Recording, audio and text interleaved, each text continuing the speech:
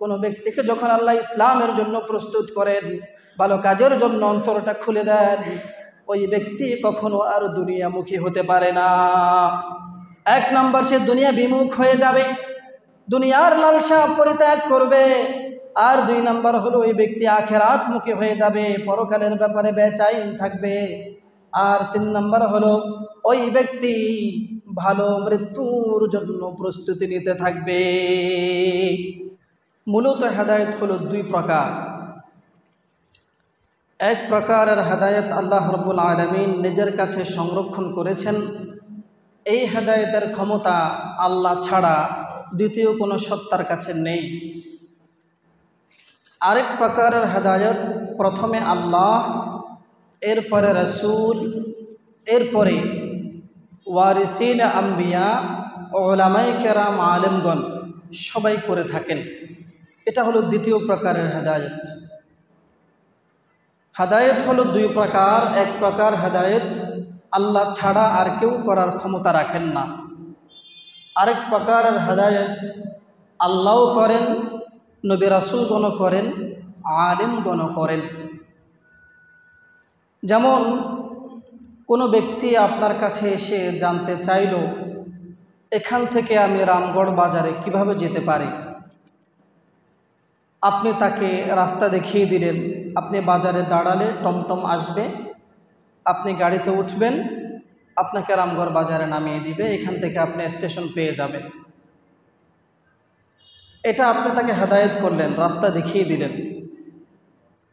আরেক প্রকারের হেদায়েত হলো, যে ব্যক্তি রামগড় যেতে চাচ্ছে আপনি তাকে বললেন, আমিও তো এখন রামগড় যাব, আপনি আমার সাথে চলেন। আপনি তাকে আপনার পাশের সিটে বসিয়ে তাকে রামগড় বাজারে নামিয়ে তিনি যেখানে যেতে চান সেই গাড়ির স্টেশনে গিয়ে গাড়িতে তুলে দিলেন। এটাও হেদায়েত, আপনি তাকে রাস্তা দেখিয়ে দিলেন। কিন্তু এই দুই প্রকারের হেদায়েতের মধ্যে একটি কমন পার্থক্য রয়েছে। সেটি হলো, আপনি যে প্রথমবার তাকে হেদায়েত করলেন, রাস্তা দেখালেন, এই ব্যক্তি যেহেতু কখনো এই পথে চলেনি, সে কালাডাবা বাজার থেকে রামগড় বাজার পর্যন্ত না পৌঁছে অন্য কোনো রাস্তায় ঢুকে যাওয়ার আশঙ্কা আছে। কিন্তু আপনি যখন তাকে হাতে ধরে পাশে বসিয়ে রামগড় নিয়ে পৌঁছে দিলেন, এই ব্যক্তি রামগড় না গিয়ে ভ্রান্ত অন্য কোনো পথে যাওয়ার কোনো আশঙ্কা নেই। তাহলে এক প্রকারের হেদায়েত রাস্তা দেখিয়ে দিলে পথভ্রষ্ট হওয়ার, ভিন্ন পথে চলে যাওয়ার আশঙ্কা থাকে, গ্যারান্টি দেয়া যায় না সে তার জায়গা মতো পৌঁছবে, এই গ্যারান্টি দেয়া যায় না। কিন্তু আরেক প্রকারের রাস্তা দেখানো মানে হাতে ধরে জায়গায় পৌঁছে দেয়া, এখানে গ্যারান্টি দেয়া যায় এই ব্যক্তি তার বাড়িঘর ছাড়া, তার গন্তব্য ছাড়া ভিন্ন পথে যাবে না। এই যে হেদায়েতের দ্বিতীয় অর্থে হেদায়েত, সরাসরি জান্নাতে পৌঁছে দেয়া, ঈমান অবস্থায় দুনিয়া থেকে বিদায় নিতে পারা, এই যে হেদায়েত, এই হেদায়েতের ক্ষমতা শুধুমাত্র আল্লাহর।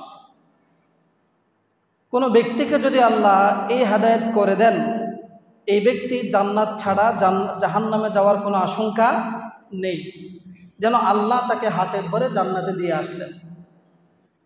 বিপরীতে নবীগণ, আলেমগণও যে হেদায়েত করেন, তারা হলো ওই হেদায়েতের মতো রাস্তা দেখিয়ে দেন, এটা জান্নাতের রাস্তা, এটা জাহান্নামের রাস্তা, এই কাজ করলে ঈমান চলে যাবে, এই কাজ করলে ঈমান থাকবে, এই কাজ শরীয়তে হারাম, এই কাজ আপনার জন্য ফরজ, এই কাজ সুন্নত, এই কাজ বেদাত।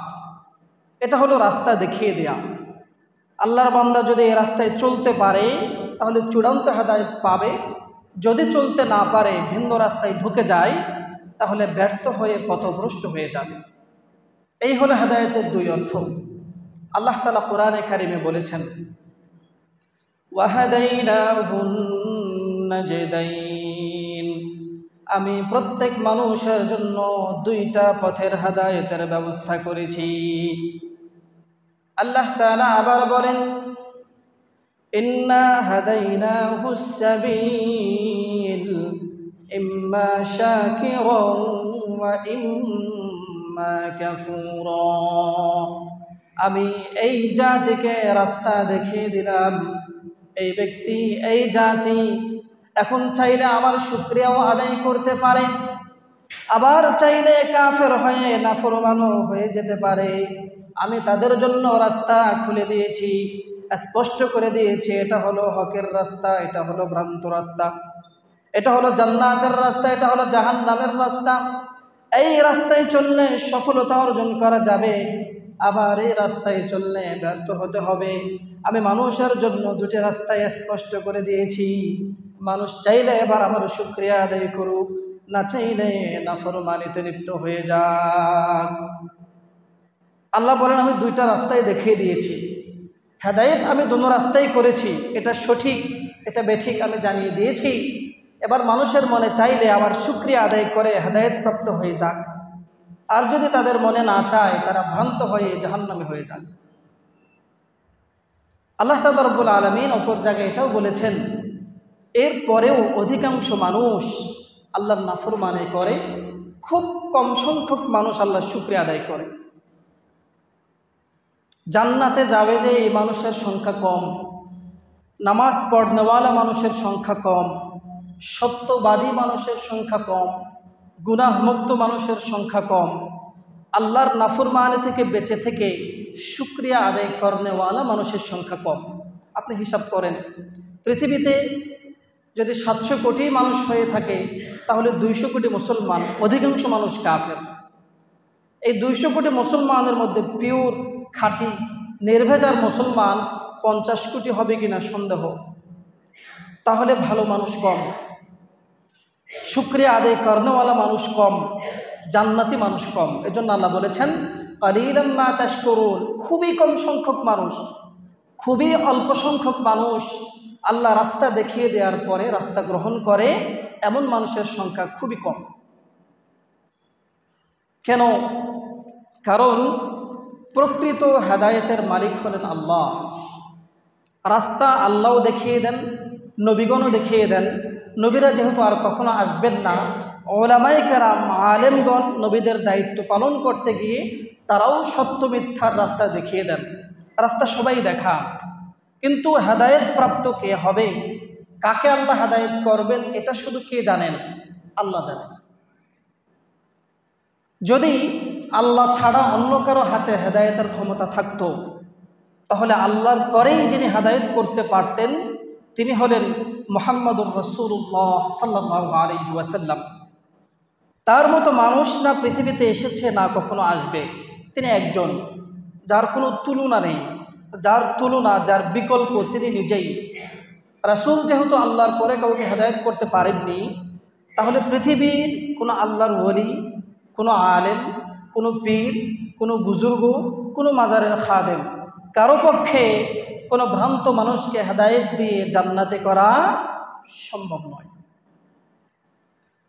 রাসূলকে একজন কাফের সবচাইতে বেশি ভালোবাসতেন, সবচাইতে বেশি। ওই কাফের নিজের জীবনের চাইতেও রাসূলকে বেশি ভালোবাসতেন। সে কাফেরকে রাসূলের আপন চাচা আবু তালিব, আবু তালিব রাসূলকে নিজের প্রাণের চাইতেও বেশি ভালোবাসতেন। এজন্য রাসূল সবসময় চাইতেন অন্য কোনো মানুষ ঈমান আনুক বা না আনুক, আবু তালিব ঈমান এনে মুসলমান হয়ে যাক। কারণ আবু তালিব আমাকে দিন প্রচারের ক্ষেত্রে এত বেশি সহযোগিতা করেছে, বহু মুসলমানও আমাকে এত সহযোগিতা করতে পারেনি। এজন্য রাসূল মনে প্রাণে চাইতেন আবু তালিব মুসলমান হয়ে যাক। কিন্তু আবু তালিব কি মুসলমান হবে নাকি কাফের হয়েই মরবে, সে জান্নাতি হয়ে মারা যাবে না জাহান্নামী হয়ে মরবে, এটা কে জানে? আল্লাহ তাআলা ভালো জানেন। আবু তালিবের মৃত্যু সজ্জায় রাসূলুল্লাহ সাল্লাল্লাহু আলাইহি ওয়াসাল্লাম শেষবারের মতো চাচার কানে কানে বললেন, চাচা যান, আপনি আমাকে সারা জীবন আগলে রেখেছেন, ভালোবেসেছেন, সহযোগিতা করেছেন। আপনি শেষ সময় কাফের হয়ে ঈমান হারা হয়ে মারা যাবেন, আর পরকালে আমার চোখের সামনে জাহান্নামের আগুনে জ্বলবেন, এটা আমি আপনার ভাতিজা সহ্য করতে পারবো না। শেষ সময় হলেও আপনি কালিমা পড়েন, লা ইলাহা ইল্লাল্লাহ মুহাম্মাদুর রাসূলুল্লাহ বলে আপনি মুসলমান হয়ে যান। আমি কথা দিচ্ছি কাল কিয়ামতের দিনে আপনার গুনাহ মাফের জন্য আল্লাহর কাছে আমি সুপারিশ করব। চাচা আপনি মুসলমান হয়ে যান, সারা জীবন যা করেছেন করেছেন, শেষ সময়ে প্রাণটা যাওয়ার আগে অন্তত কালিমা পড়ে যান। আমি আপনাকে কথা দিচ্ছি, কিয়ামতের দিনে আপনার পক্ষ হয়ে আমি আল্লাহর কাছে সুপারিশ করব। আবু তালিব বলল, ভাতিজা তুমি সত্য আমি জানি, তোমার ধর্ম সত্য তাও জানি, কিন্তু আমার বাপদাদার ভ্রান্ত ধর্ম আমি ছাড়ব না। নাউজুবিল্লাহি মিন যালিক। তুমি সত্য জানি, তোমার ধর্ম সত্য তাও জানি, কিন্তু আমার বাপদাদার ধর্ম আমি ছাড়ব না। দেখেন, সত্য তাও জানে, বুঝে, সত্য বিধায় রাসূলকে সহযোগিতাও করেছে, কিন্তু বাপদাদার ধর্ম ছাড়বে না। কেন বলছে? কারণ আল্লাহ তার জন্য হেদায়েত রাখেননি। আল্লাহ তাআলা রব্বুল আলামিন কোরআনে হাকীমের মধ্যে আয়াত নাযিল করলেন, ওগো নবী, ইন্নাকা লা তাহদি মান আহবাবতা ওয়ালাকিন্নাল্লাহা ইয়াহদি মান ইয়াশা। ও নবী, আপনি শুনে রাখেন, আপনি যাকে মহব্বত করেন, আপনি যাকে চান, আপনি যাকে ভালোবাসেন, আপনি চাইলেই তাকে আপনি হেদায়েত দান করতে পারবেন না। কিন্তু এই পাওয়ারটা আমি আল্লাহ আমার জন্য সংরক্ষণ করেছি। আমি যাকে চাই কোনো কারণ পাওয়া না গেলেও তাকে হেদায়েত দান করে দেই। নবী, তাকে আপনি সত্য স্পষ্ট করার প্রয়োজন ছিল, করে দিয়েছেন। সত্য ধর্ম বুঝিয়ে দেওয়ার দরকার ছিল, বুঝিয়ে দিয়েছেন। কিন্তু সে কি ঈমান আনতে পারবে কিনা, জান্নাতি হতে পারবে কিনা, এটা নির্ধারণ করার ক্ষমতা আমি আপনাকে দেই নাই। রাসূলকে আল্লাহ তাআলা বললেন, রাসূল আপনার চেষ্টা আপনি করেছেন, আপনার কাজ ছিল পৌঁছে দিয়ে আপনি দিয়েছেন, আপনার কাজ ছিল স্পষ্ট করে দিয়ে আপনি দিয়েছেন, কিন্তু তাকে জান্নাতে পাঠিয়ে দেওয়ার দায়িত্ব আমি আপনাকে দেই না, এটা আমার।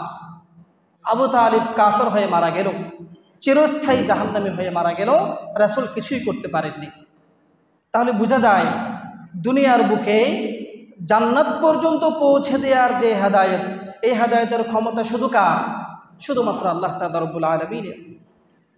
প্রিয় উপস্থিতি, আল্লাহ তাআলা রব্বুল আলামিন যাকে হেদায়েত করতে চান, কোনো না কোনোভাবে ওই ব্যক্তির অন্তরটাকে আল্লাহ ইসলামের জন্য খুলে দেন, ভালো কাজের জন্য উন্মুক্ত করে দেন। কোরআনে কারিমে রব্বুল আলামিন বলেছেন, মান ইউরিদিল্লাহু আন ইয়াহদিয়াহু ইয়াশরাহ সাদরাহু লিল ইসলাম। আল্লাহ তাআলা যাকে ইচ্ছা করেন হেদায়েত করার জন্য, আল্লাহ যে মানুষটাকে হেদায়েত দিয়ে মুসলমান বানিয়ে, পাক্কা মুসলমান বানিয়ে কবরে নিতে চান, ওই ব্যক্তির ভ্রান্ত অন্তরটাকে রব্বুল আলামিন ইসলাম এবং ভালো কাজের জন্য উন্মুক্ত করে দেন। বিপরীতে আইয়ুদিল্লাহু, যেই ব্যক্তিকে রব্বুল আলামিন ভ্রান্ত করতে চান, হেদায়েত দিতে চান না, ওই ব্যক্তি শত চেষ্টা করলেও রব্বুল আলামিন তার অন্তরটাকে ইসলাম থেকে বন্ধ করে রাখেন। আল্লাহ তাআলা বলেন, হেদায়েতের মালিক হলাম আমি যদি চাই কোনো বন্ধ দুয়ার, অন্তরের দুয়ারটা ইসলামের জন্য, ভালো কাজের জন্য খুলে দেই, আর আমি যদি না চাই, শত চেষ্টা সত্ত্বেও দরজাটা আমি বন্ধ করে রাখি। সাহাবায়ে কেরাম প্রশ্ন করলেন, ইয়া রাসূলুল্লাহ, আল্লাহ তাআলা অন্তরকে ইসলামের জন্য, হেদায়েতের জন্য, ভালো কাজের জন্য খুলে দেন, এই কথার ব্যাখ্যা কি? রাসূল বললেন, আল্লাহ তাআলা যেই বান্দাকে হেদায়েত করতে চান, তার অন্তরের মধ্যে আল্লাহর পক্ষ থেকে একটি নূর পয়দা করে দেন। সাহাবায়ে কেরাম প্রশ্ন করলেন, ইয়া রাসূলুল্লাহ, কারো অন্তরের মধ্যে আল্লাহ নূর পয়দা করে দিয়েছেন, এটার আলামত কি, আমরা কেমনে বুঝবো? রাসূল বললেন, আলামত হলো তিনটা। কোনো ব্যক্তির কাজে কর্মে যদি তিনটি বিষয় প্রমাণিত হয়, তাহলে ওই ব্যক্তি বুঝে নিতে পারে আল্লাহ মনে হয় আমাকে হেদায়েতের উপরে রেখেছেন। সাহাবায়ে কেরাম বললেন, ইয়া রাসূলুল্লাহ, ওই তিনটা আলামত আমাদেরকে জানিয়ে দেন। রাসূল বললেন, এক নাম্বার হলো, কোনো ব্যক্তিকে যখন আল্লাহ ইসলামের জন্য প্রস্তুত করেন, ভালো কাজের জন্য অন্তরটা খুলে দেন, ওই ব্যক্তি কখনো আর দুনিয়ামুখী হতে পারে না। এক নাম্বার, সে দুনিয়া বিমুখ হয়ে যাবে, দুনিয়ার লালসা পরিত্যাগ করবে। আর দুই নাম্বার হলো, ওই ব্যক্তি আখিরাতমুখী হয়ে যাবে, পরকালের ব্যাপারে বেচাইন থাকবে। আর 3 নম্বর হলো ওই ব্যক্তি ভালো মৃত্যুর জন্য প্রস্তুতি নিতে থাকবে।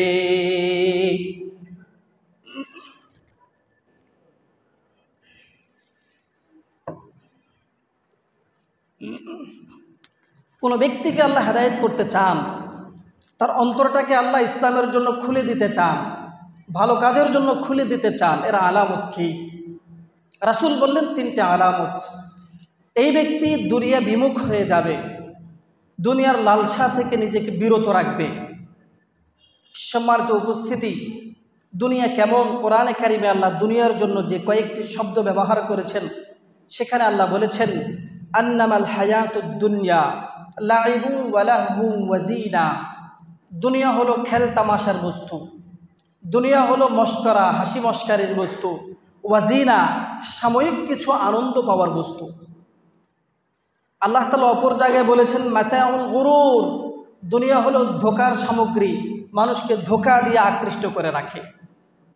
আল্লাহ তাআলা রব্বুল আলামিন দুনিয়ার ব্যাপারে বলেছেন দুনিয়া হলো মরীচিকা, বিশাল বালুকাময় মরুভূমি।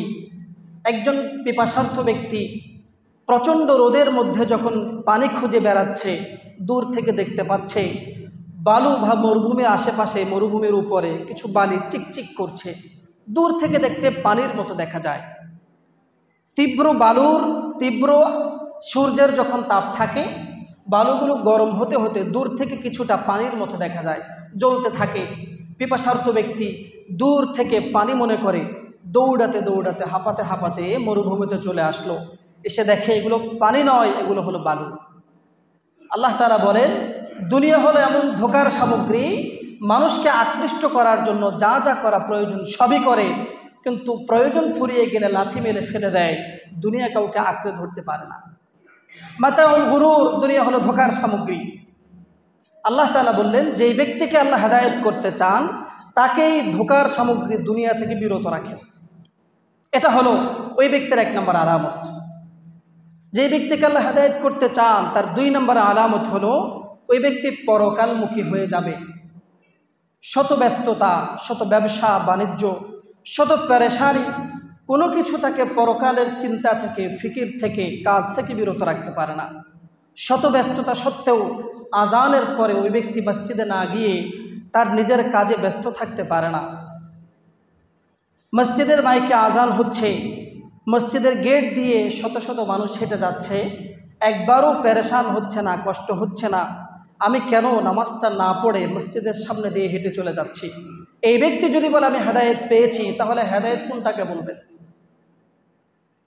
আল্লাহ নবী সাল্লাল্লাহু আলাইহি ওয়াসাল্লাম বলেন যেই ব্যক্তিকে আল্লাহ হেদায়েত করতে চান তার অন্তরটাকে আল্লাহ খুলে দেন। এর দ্বিতীয় আলামত হলো এই ব্যক্তি পরকাল নিয়ে চিন্তা করে। আল্লাহ তাআলা কোরআনে কারীমের মধ্যে বলেন বাল তু'সিরুনাল হায়াতাদ দুনিয়া ওয়াল আখিরাতু খায়রুন ওয়া আবকা। রব্বুল আলামিন বলেন দুনিয়া এবং পরকাল, দুনিয়ার জীবন এবং পরকালের জীবন, তোমরা এই দুইটা জীবনের মধ্যে বিশাল একটি ভুল করো। ভুল করে দুনিয়ার জীবনের উপরে, পরকালের জীবনের উপরে দুনিয়ার জীবনটাকে তোমরা প্রাধান্য দাও, অথচ ওয়াল আখিরাহ, পরকাল হলো দুনিয়ার জীবনের চাইতে বহু বহু গুণে উত্তম, এবং পরকালের জীবনটা হলো অনাদি এবং স্থায়ী। মানুষ পরকালের উপরে দুনিয়ার জীবনকে প্রাধান্য দেয়, মানুষ দুনিয়ার কাজের জন্য পরকালের কাজ ছেড়ে দেয়, দুনিয়ার শান্তির জন্য পরকালের শান্তি বিনষ্ট করে। রব্বুল আলামিন বলেন অথচ পরকাল হলো উত্তম এবং অনাদি স্থায়ী জীবন। তাহলে যেই ব্যক্তিকে আল্লাহ হেদায়েত করতে চান তার 1 নম্বর আলামত হলো এই ব্যক্তি দুনিয়া থেকে বিরত থাকে, যতটুকু প্রয়োজন ততটুকু তো অবশ্যই করবে। আল্লাহ তাআলা হুকুম করেছেন ইযা নুদিয়া লিস-সালাহ, আজান হলে দৌড় দাও মসজিদের দিকে, নামাজ শেষে জীবিকার জন্য জমিনে ছড়িয়ে পড়ো। হাদিসের মধ্যে রাসূল বলেছেন ফরজ ইবাদতগুলোর পরে, ফরজ ইবাদতগুলো করার পরে হালাল রিজিক উপার্জনের জন্য জমিনে ছড়িয়ে পড়া, এটাও মানুষের জন্য ফরজ। তাহলে রিজিক তালাশ করতে আল্লাহ হুকুম করেছেন, এটা সাধারণ কোনো বিষয় নয়, রিজিকের জন্য চেষ্টা করতে হবে। কিন্তু পরকালকে বরবাদ করে নয়। এই ব্যক্তি বোকা। এই ব্যক্তি 60 বছরের শান্তির জন্য 6000 কোটি বছরের শান্তি বিনষ্ট করে। এই ব্যক্তিকে আপনি কিভাবে চালাক বলবেন? তাহলে কোনো ব্যক্তিকে আল্লাহ হেদায়েত করতে চান, তার অন্তরটাকে ইসলামের জন্য খুলে দিতে চান, 1 নম্বর আলামত হলো এই ব্যক্তির দুনিয়া বিমুখ থাকে। 2 নম্বর আলামত হলো দুনিয়ার কোনো ব্যস্ততা তাকে পরকাল থেকে বিমুখ করতে পারে না, বিরত রাখতে পারে না। 3 নম্বর আলামত রাসূল বললেন, তৃতীয় এবং শেষ আলামত হলো এই ব্যক্তি ভালো মৃত্যুর জন্য প্রস্তুতি গ্রহণ করে। মৃত্যু ভালো হতে পারে, খারাপ হতে পারে। মৃত্যু মানেই মরে গেলাম এমন নয়। একজন মৃত ব্যক্তিকে যদি আপনি জীবিত করতে পারতেন, তার মৃত্যুটা কিভাবে হয়েছে প্রশ্ন করতে পারতেন, তাহলে হয়তো আপনি প্রমাণ পেতেন যে মৃত্যু মানেই শুধু মৃত্যু নয়। মৃত্যুর সাথে কখনো ভালো শব্দ লেগে যায়, কখনো খারাপ শব্দ লেগে যায়। কোনো ব্যক্তির মৃত্যু ভালো হয়, কোনো ব্যক্তির মৃত্যু খারাপ হয়। রাসূলুল্লাহ সাল্লাল্লাহু আলাইহি ওয়াসাল্লাম যখন দুনিয়া থেকে বিদায় নিয়ে চলে যাচ্ছেন, এমন অবস্থা হয়েছে রাসূল করিম সাল্লাল্লাহু আলাইহি ওয়াসাল্লামের পবিত্র কপাল মোবারকটা ঘেমে যাচ্ছিল। রাসূল বললেন, একটি পাত্রে করে আমার জন্য ঠান্ডা পানি নিয়ে আসো। রাসূলের সামনে ঠান্ডা পানি আনা হলো। রাসূল করিম ঠান্ডা পানির মধ্যে হাতটা চুবাচ্ছিলেন আর ঠান্ডা পানিগুলো নিজের কপাল মোবারকের মধ্যে লাগাচ্ছেন। আর উচ্চ স্বরে রাসূল কষ্ট করে করে বলছিলেন, ইন্না লিল মাউতি লাসাকারাত, নিশ্চয়ই মৃত্যুর যন্ত্রণা বড় কঠিন। এই কথা হলো রাসূলের। রাসূল মৃত্যুর সময় বলেছেন মৃত্যুর যন্ত্রণা বড় কঠিন। এই কথা যদি হয় রাসূলের, আমার আপনার মতো হতভাগা দুর্ভাগার জন্য কত যন্ত্রণাময় মৃত্যু অপেক্ষা করছে আমরা কল্পনা করতে পারি। কিন্তু কোরআনে কারীমের মধ্যে রব্বুল আলামিন বলেছেন, যেই ব্যক্তি হেদায়েত প্রাপ্ত হবে, জান্নাতি জীবন দুনিয়াতে পরিচালনা করবে, আল্লাহর নাফরমানি থেকে বিরত থাকবে, আল্লাহ তাআলা রব্বুল আলামিন তার মৃত্যুটাকে কিভাবে সহজ করে দিবেন। কোরআনে কারীমের মধ্যে রব্বুল আলামিন বলেন, ইয়া আইয়াতুহান নাফসুল মুতমাইন্নাহ, এই ইমানদার হেদায়েত প্রাপ্ত ব্যক্তির যখন মৃত্যুর সময় ঘনিয়ে আসবে, আল্লাহ তাআলা রব্বুল আলামিন আযাবের নয় বরং একদল রহমতের ফেরেশতা জান্নাত থেকে তার সামনে পাঠিয়ে দিবেন। এই ব্যক্তির সামনে রহমতের ফেরেশতারা উপস্থিত হয়, মধুর কণ্ঠে তাকে ডাকতে থাকবে, ইয়া আইয়াতুহান নাফসুল মুতমাইন্নাহ, ও প্রশান্ত আত্মা, ইরজিই, তুমি বেরিয়ে আসো, ইলা রাব্বিকি, তোমার প্রভুর জন্য, রাদিয়াতাম মারদিয়া, তোমার প্রভু তোমার উপরে সন্তুষ্ট, তুমিও তোমার প্রভুর জন্য সন্তুষ্ট হয়ে যাও। হেদায়েত প্রাপ্ত ব্যক্তির মৃত্যু কত সহজ হবে। আল্লাহ তাআলা রব্বুল আলামিন বলেছেন, কোনো গজবের ফেরেশতা নয় বরং একদল রহমতের ফেরেশতা আল্লাহ জান্নাত থেকে পাঠাবেন। জান্নাতের ফেরেশতা, রহমতের ফেরেশতা তাকে ডাক দিবে, ইয়া আইয়াতুহান নাফসুল মুতমাইন্নাহ, ও প্রশান্ত আত্মা, তুমি বেরিয়ে আসো আল্লাহর জন্য। তোমাকে সুসংবাদ শোনানো হচ্ছে, তোমার রব তোমার উপরে সন্তুষ্ট আছেন। সুবহানাল্লাহ। তাহলে ভালো মৃত্যুর জন্য প্রস্তুতি আমাদের থাকা উচিত। কারণ একটি মৃত্যু আছে যে মৃত্যুকে খারাপ মৃত্যু বলা হয়। এই মৃত্যু যদি আল্লাহ না করুক আমাদের কপালে জুটে যায়, তাহলে মৃত্যু থেকে যে যন্ত্রণা শুরু হবে, জাহান্নামে গিয়ে সেই যন্ত্রণার পরিসমাপ্তি ঘটবে। প্রিয় উপস্থিতি, আল্লাহ তাআলা রব্বুল আলামিন কাকে হেদায়েত করেন? কোরআনে কারীমের মধ্যে রব্বুল আলামিন বলেছেন, যেই ব্যক্তি হেদায়েত হতে চায়, যেই ব্যক্তি হেদায়েত প্রাপ্ত হতে চায়, আল্লাহ শুধু তাকে হেদায়েত করেন। যেই ব্যক্তি হেদায়েত চায় না, সে মনে করে আমার হেদায়েতের প্রয়োজন নেই, আল্লাহ তাআলা রব্বুল আলামিন তাকে দিয়ে বহু ভালো কাজ করিয়ে নেন। নিজের অজান্তে এই ব্যক্তি ইসলামের বহু খেদমত করে, অনিচ্ছা সত্ত্বেও ভালো কাজ করে, কিন্তু হেদায়েত পায় না। ভালো কাজ করে কিন্তু হেদায়েত পায় না। তার মানে ভালো কাজ করলেই কেউ হেদায়েত পেয়েছে, বিষয়টা এমন নয়। কেউ ভালো কাজ করলেই যদি হেদায়েত পেত, এমনটা হতো। বহু ইহুদি খ্রিস্টানদের এনজিও সংস্থা আছে যারা পৃথিবীব্যাপী কিছু না কিছু ভালো কাজ করে। আপনাদেরকে মশারি দেয়, গরু দেয়, মুরগি দেয়, হাঁস দেয়, মোরগ দেয়, বহু কিছু দেয়, ঘর বাড়ি করে দেয়। এই ব্যক্তিরা বহু ভালো কাজ করে কিন্তু তারা হেদায়েত পাচ্ছে না। কারণ তারা এই ভালো কাজগুলোকেই হেদায়েত মনে করে, আল্লাহর কাছে হেদায়েত চায় না। এজন্য প্রত্যেকটা ব্যক্তির উচিত আল্লাহ রাব্বুল আলামিনের কাছে হেদায়েত চাওয়া। আল্লাহ আমাকে হেদায়েত দিতে পারেন এই বিশ্বাস, দৃঢ় সংকল্প অন্তরের মধ্যে স্থান দেয়া। কোরআনে কারীমের মধ্যে রব্বুল আলামিন বলেছেন, ওয়ায়াহদি ইলাইহি মান ইউরিদ, যেই ব্যক্তি হেদায়েত কামনা করে আল্লাহ রাব্বুল আলামিন তাকে হেদায়েত দান করেন। যে ব্যক্তি মনে করে আমি অনেকের চাইতে ভালো আছি, আমার হেদায়েত প্রয়োজন নাই, হেদায়েত তো তার দরকার যে ব্যক্তি খারাপ, আমার চরিত্র তো ভালো, পুরো সপ্তাহ না পারলেও জুমার নামাজ তো পড়ি, 5 ওয়াক্ত না পারলেও মাগরিব এশা তো পড়ি, আমি অনেকের চাইতে ভালো, আমার হেদায়েতের দরকার নাই। এই ব্যক্তিকে আল্লাহ হেদায়েত করেন না, কারণ তার হেদায়েতের দরকার নেই। আল্লাহ তাকে কেন হেদায়েত করবেন? আল্লাহ বলেন ওয়ায়াহদি ইলাইহি মান ইউরিদ, আল্লাহ তাকে হেদায়েত করেন যে ব্যক্তি হেদায়েত চায়। বোঝা যায় হেদায়েত আল্লাহর কাছে চাইতে হয়।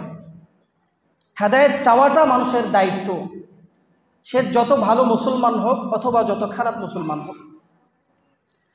এজন্যই রাসূলুল্লাহ সাল্লাল্লাহু আলাইহি ওয়াসাল্লাম সব সময় আল্লাহর কাছে দোয়া করতেন, ইয়া মুকাল্লিবাল কুলুব সাব্বিত কলবি আলা দীনিক, ও অন্তরের পরিবর্তনকারী রব, ও অন্তরের নিয়ন্ত্রণকারী খোদা, আপনি আমার অন্তরটাকে, আমার কলবটাকে আজীবন আপনার দ্বীনের উপরে অটল রাখেন।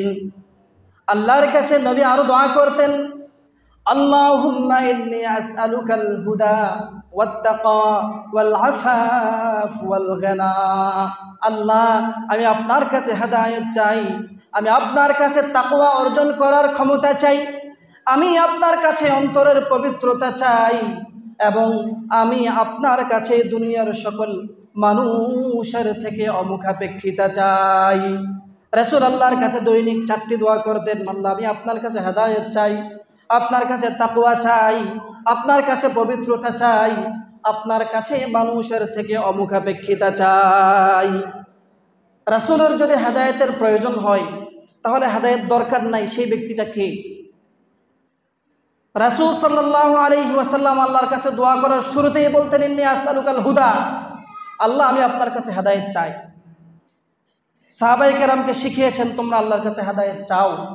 আল্লাহ এই কথা কোরআনে বলেছেন। ঈমানদার কেমন হবে, ঈমানদার আল্লাহর কাছে কি চাইবে, আল্লাহ তাআলা কোরআনে বলেছেন, রব্বানা লা তুজিগ কুলুবানা বা'দা ইয হাদাইতানা ওয়া হাব লানা মিন লাদুনকা রাহমা। ঈমানদার আল্লাহকে রব বলে ডাক দিবে, রব্বানা, ও আমাদের রব, লা তুজিগ কুলুবানা বা'দা ইয হাদাইতানা, আমাদেরকে আপনি একবার হেদায়েত করার পরে আর পথভ্রষ্ট করিয়েন না। আপনি আমাদেরকে দয়া করে মুসলমান বানিয়েছেন, মুসলমানের ঘরে পাঠিয়েছেন, সামান্য হলেও ঈমান আনার তৌফিক দিয়েছেন, মেহেরবানি করে আমাদের গুনাহের কারণে আমাদেরকে আর পথভ্রষ্ট করিয়েন না। রব্বানা লা তুজিগ কুলুবানা বা'দা ইয হাদাইতানা ওয়া হাব লানা মিন লাদুনকা রাহমা। ঈমানদার আল্লাহর কাছে দোয়া করবে, আল্লাহ আমাদেরকে আপনি একবার যেহেতু হেদায়েত করেছেন, এই হেদায়েতের দিশা যেহেতু আমরা পেয়েছি, আমাদেরকে আর কখনো আপনি পথভ্রষ্ট করিয়েন না। তাহলে হেদায়েতটা আল্লাহ রাব্বুল আলামিনের কাছে চাইতে হবে, আপনি বেশি ভালো মুসলমান হলেও, বেশি খারাপ মুসলমান হলেও। প্রিয় উপস্থিতি, এখন তো পরিস্থিতি এমন, আমরা আল্লাহর কাছে হেদায়েত চাইতে পারি না, চাই না।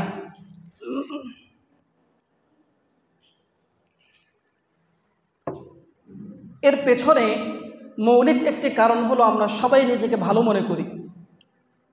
দেখেন, বহু নবী এমন যার সন্তান কাফের হয়ে মারা গিয়েছে, বহু সন্তান এমন যেই সন্তান নবী কিন্তু বাবা কাফের হয়ে মারা গিয়েছে, বহু স্বামী এমন স্বামী নবী কিন্তু স্ত্রী কাফের হয়ে মারা গিয়েছে। আমরা সবাই আমাদের বাবা ইব্রাহিমের কথা জানি। ওনার বাবা ছিলেন আজর, একজন মূর্তি পূজক, তাই নয়, পৃথিবীতে যারা মুশরিক তাদের চাইতে নিকৃষ্ট কোনো শ্রেণী নেই। তো ইব্রাহিমের বাবা শুধু মুশরিক ছিলেন তাই নয়, তিনি মুশরিকদের কারিগর ছিলেন, তিনি খোদা বানাতেন, খোদার কারিগর, খোদা ব্যবসায়ী ছিলেন। ইব্রাহিমের বাবা নিজের হাতে আল্লাহকে বানাতেন, খোদা বানাতেন, খোদা বানিয়ে ওই খোদাকে বাজারজাত করতেন, খোদা কোম্পানির মালিক ছিলেন ইব্রাহিমের বাবা। ইব্রাহিম শত চেষ্টা করেও বাবাকে মূর্তি পূজা থেকে বিরত রাখতে পারেননি, বাবা কাফের হয়ে মারা গিয়েছেন। একইভাবে নবী লূত, তিনি নবী ছিলেন, স্ত্রী কাফের হয়ে মারা গিয়েছে। নবী নূহ আলাইহিস সালাম, যিনি নবী ছিলেন, তার ছেলে কেনান কাফের হয়ে মারা গিয়েছে। আসিয়া আল্লাহর ওলি মহিলা ছিলেন, তার স্বামী ফেরাউন কাফের হয়ে মারা গিয়েছে। তাহলে বোঝা যায় আল্লাহ যাকে চান হেদায়েত তাকে দিবে, কিন্তু হেদায়েতটা আল্লাহর কাছে চাইতে হবে। এখন তো সমাজের অবস্থা এমন, আমরা কেউ আল্লাহর কাছে হেদায়েত চাইতে চাই না নিজের জন্য। কেন? আমি নিজেকে ভালো মনে করি। এই সমাজে কোনো ব্যক্তির মোবাইল চুরি হয়েছে, এই ব্যক্তি বহু চেষ্টা করার পরে, জিডি করার পরে, তালাশ করার পরেও যখন মোবাইল খুঁজে পায় না, তখন বলে আল্লাহ চোরকে হেদায়েত দান করুক। ডাকাতে সব ছিনতাই করে নিয়ে যাওয়ার পরে বাড়িতে এসে বলে কি করব, কিছু করার ছিল না, আল্লাহ ডাকাতকে হেদায়েত দান করুক। কিন্তু এই ব্যক্তি আজন্ম একজন সুদখোর, একবারও আল্লাহকে বলে না আল্লাহ আপনি আমাকে হেদায়েত দান করেন। আমি যে সুদ খাই, আমি যে ঘুষখোর, আল্লাহ আপনি আমাকে হেদায়েত দান করেন, এটা বলেন। আল্লাহ আপনি চোরকে হেদায়েত দান করেন, আল্লাহ আপনি ডাকাতকে, ছিনতাইকারীকে হেদায়েত দান করেন। কেন? তিনি নিজেকে ভালো মনে করেন। এখানে সিগারেট খোর নিজেকে গাঞ্জাখোরের চাইতে ভালো মনে করে, কারণ সে গাঞ্জা খায় না। একজন গাঞ্জুড়ি নিজেকে মদখোরের চাইতে ভালো মনে করে, কারণ সে তো মদ খায় না, সে গাঞ্জা খায়। একজন মদখোর নিজেকে ইয়াবাখোরের চাইতে ভালো মনে করে, ইয়াবাখোর নিজেকে টিকটিকির লেজার গাম খাওয়ার চাইতে ভালো মনে করে। সে ভালো, সে আল্লাহর কাছে কেন হেদায়েত চাইবে? রুগী ডাক্তারের চাইতে নিজেকে ভালো মনে করে, রুগী ডাক্তারের হেদায়েত কামনা করে, ডাক্তার যে ম্যাজিস্ট্রেট তার নকল ধরেছে তার হেদায়েত কামনা করে। এখানে মাহফিল কমিটি বক্তার হেদায়েত চায়, কারণ বক্তা বেশি টাকা চায়। বক্তা মাহফিল কমিটির হেদায়েত চায়, কারণ মাহফিল কমিটির টাকা কম দিতে চায়। শ্রোতা বক্তার হেদায়েত চায়, কারণ বক্তা কানে হাত দিয়ে টান দেয় নাই। সবাই অন্যের হেদায়েত নিয়ে ব্যস্ত। আল্লাহ আমি যে গুনাহগার, আমি যে সুদ খাই, ঘুষ খাই, নাফরমানি করে নামাজ পড়ি না, মিথ্যা কথা বলি, মানুষের বিরুদ্ধে গীবত শাকায়েত করি, মানুষের ক্ষতি করি, এই কাজগুলো থেকে আল্লাহ আমাকে হেদায়েত দেন, এই কথা বলে খুব কম মানুষ। সবাই শুধু অন্যের হেদায়েত নিয়ে ব্যস্ত। এখানে ইমাম মনে করে আমি মুসল্লির চাইতে ভালো, মুসল্লি ভাবে না আমি এই ইমামের চাইতে ভালো। বিধায় ওই মানুষ ইমামের ভুল ধরার জন্য বসে থাকে, পারলে ইমামকে ধমক দেয়, পারলে বিভিন্নভাবে কষ্ট দেওয়ার জন্য চেষ্টা করে। যেই মানুষ ওই দিনের ফজরের নামাজ পড়ে নাই, কেন? কারণ সে নিজেকে ফজরের নামাজ না পড়লেও ইমাম মুয়াজ্জিনের চাইতে ভালো মনে করে। সবাই নিজেকে ভালো মনে করে বিধায় কেউ নিজের জন্য হেদায়েত চায় না, সবাই শুধু চোর ডাকাতের জন্য হেদায়েত চায়। অথচ এই ব্যক্তি এর চাইতেও জঘন্য কাজে লিপ্ত, সে একবারও বলে না আল্লাহকে আল্লাহ আমি গুনাহ করছি, আপনি আমাকে এই গুনাহ থেকে হেদায়েত করেন। যদি এটাই বলতো, তাহলে যেই ব্যক্তি ফজরের নামাজ না পড়ে ঘর থেকে বের হয়েছে, এই ব্যক্তি নিজের মুখ ঢেকে ঘর থেকে বের হতো। যেই ব্যক্তি সপ্তাহে সপ্তাহ জুমার দিন ছাড়া মসজিদে আসেই না, সে শুধু জুমার নামাজকেই জুমার নামাজ মনে করে, ফজরের নামাজকে নামাজ মনে করে না, ওই ব্যক্তি চোরের মতো মুখ লুকিয়ে সমাজের অলিতে গলিতে চলাফেরা করত। কেন? রাসূল সাল্লাল্লাহু আলাইহি ওয়াসাল্লাম বলেছেন ফজরের 2 রাকাত সুন্নত, ফজরের ফরজ নামাজের আগে 2 রাকাত সুন্নত। রাসূল বলেছেন এই 2 রাকাত সুন্নত কেমন? রাসূল বলেছেন পুরোটা দুনিয়া এবং এই দুনিয়ার মধ্যে যত কিছু সৃষ্টি রয়েছে, যত সম্পদ রয়েছে, সব যদি একটি পাল্লায় রাখা হয়, আর ফজরের 2 রাকাত সুন্নতকে, ফরজ নয়, ফজরের 2 রাকাত সুন্নতকে যদি আরেকটি পাল্লায় রাখা হয়, রাসূল সাল্লাল্লাহু আলাইহি ওয়াসাল্লাম বলেছেন পুরো দুনিয়ায় এবং দুনিয়ার মধ্যে যা কিছু আছে সব কিছুর চাইতে ফজরের 2 রাকাত সুন্নতের দাম আল্লাহর কাছে বেশি। এবার বুঝেন ফজরের ফরজ নামাজের দাম কত বেশি। যেই ব্যক্তি ফজরের সুন্নত ফরজ কোনোটাই পড়ে না, মাসের পরে মাস, বছরের পরে বছর, এই ব্যক্তি যদি নিজেকে ভালো মনে করে, আপনি খারাপ কাকে বলবেন? আল্লাহর নাফরমানি করার জন্য, হেদায়েত থেকে বিমুখ হওয়ার জন্য অনেক বড় অপরাধ করার প্রয়োজন। চুরি করতে হবে, ডাকাতি করতে হবে, প্রকাশ্যে জানা করতে হবে, তারপরে আমি খারাপ হবে, এর আগ পর্যন্ত আমি ভালো মানুষ, এই ব্যক্তি কখনোই হেদায়েত পাবে না। আমি ফজরের নামাজ পড়তে পারি না, আমি খারাপ মানুষ, আমার মুখ লুকিয়ে মুখ ঢেকে হাঁটা উচিত, আমি আমার ব্যবসার জন্য, কাজের জন্য, পদ পদবীর জন্য রাতের 3টা পর্যন্ত নির্ঘুম থাকি, ফজরের নামাজ পড়ি না, আমি ভালো মানুষ, আমি হেদায়েত কীভাবে পাবো? প্রিয় উপস্থিতি, যেটা বলছিলাম, এই সমাজে মানুষ অন্যের হেদায়েত চায়, অন্যকে নিয়ে ব্যস্ত, নিজের হেদায়েত চায় না, অথচ নিজে তার চাইতে বড় নাফরমানিতে লিপ্ত। আমরা যদি নিজের হেদায়েত চাইতে না পারি আমরা কখনোই হেদায়েত প্রাপ্ত হব না। আমাদের উচিত আমার গুনাহগুলো, আমার অপরাধগুলো দেখা এবং আল্লাহকে বলা, আল্লাহ আমি একজন সুদী, আমি দীর্ঘ 30 বছর পর্যন্ত সুদ খাচ্ছি, আপনি আমাকে সুদ থেকে হেদায়েত দান করেন। আল্লাহ আমি একজন বেনামাজি, আমি জুমার নামাজ ছাড়া কোনো নামাজই পড়ি না, নামাজ না পড়ে মসজিদের গেটের সামনে দিয়ে নামাজ চলাকালীন সময় হেঁটে যাই, আমার শরীরের পশম দাঁড়িয়ে যায় না, আমার আত্মহত্যা করতে মনে চায় না, আপনি আমাকে হেদায়েত দান করেন। আল্লাহকে বলা উচিত, আল্লাহ আমি আমার ব্যক্তিগত স্বার্থে নির্গম রাত কাটাই, নেতাকে সন্তুষ্ট করার জন্য সপ্তাহের পর সপ্তাহ ঘুমাই না, আমার চোখ ফুলে লাল হয়ে গিয়েছে, কিন্তু আমি একদিনও ফজর নামাজ পড়ি না, আল্লাহ আপনি আমাকে হেদায়েত দান করেন। এখানে বলা উচিত, আল্লাহ আমি আমার পরিবারের অনেক কষ্ট করে তাদেরকে আমি মানুষ করেছি, লেখাপড়া করিয়েছি, টাকা পয়সা খরচ করেছি, কিন্তু আমার ছেলে মেয়ে প্রাপ্তবয়স্ক হওয়ার পরেও কেন নামাজ পড়ে না, এক ওয়াক্তের জন্য তাদের খানা ভাত আমি বন্ধ করে দেই নাই, আল্লাহ এজন্য আপনি আমাকে হেদায়েত দান করেন। ওই সন্তানের আল্লাহকে বলা উচিত, আল্লাহ আমি বড় হয়েছি, নামাজের কথা বুঝি, আমি নামাজ পড়ি, কিন্তু আমার বাবাকে আমি নামাজ পড়াতে ব্যর্থ হয়েছি, আমার বাবাকে খারাপ কাজ থেকে বিরত রাখতে ব্যর্থ হয়েছি, আল্লাহ এজন্য আগে আপনি আমাকে হেদায়েত দান করেন। যেই সমাজে সবাই নিজেকে ভালো মনে করে ওই সমাজ কখনোই ভালো হতে পারে না। আমাদের উচিত আগে নিজেকে ভালো করা, নিজের হেদায়েতের জন্য আল্লাহর কাছে দোয়া করা। সবাই যদি নিজের হেদায়েতের জন্য আল্লাহর কাছে দোয়া করে, সমাজে একজন খারাপ মানুষ আর আপনি খুঁজে পাবেন না। কিন্তু সবাই যদি অন্যকে নিয়ে ব্যস্ত থাকে, আপনি সমাজে একটা সময় একজন ভালো মানুষও খুঁজে পাবেন না। প্রিয় উপস্থিতি, এজন্য যেটা বলতে চেয়েছিলাম, হেদায়েত এমন একটা জিনিস, যেই হেদায়েতের ব্যাপারে একদম সর্বোচ্চ মানের একজন ভালো আলেম, আল্লাহর ওলি, তারও উচিত আল্লাহর কাছে দোয়া করা। সমাজের একদম নিকৃষ্ট একজন মানুষ, তারও উচিত আল্লাহর কাছে হেদায়েতের জন্য দোয়া করা। কারণ হেদায়েতের মালিক হলেন শুধুমাত্র আল্লাহ।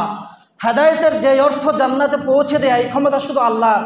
হেদায়েতের যে অর্থ রাস্তা দেখিয়ে দেয়া, এটা আল্লাহও করেন, নবীগণও করেন, আলেমগণও করেন।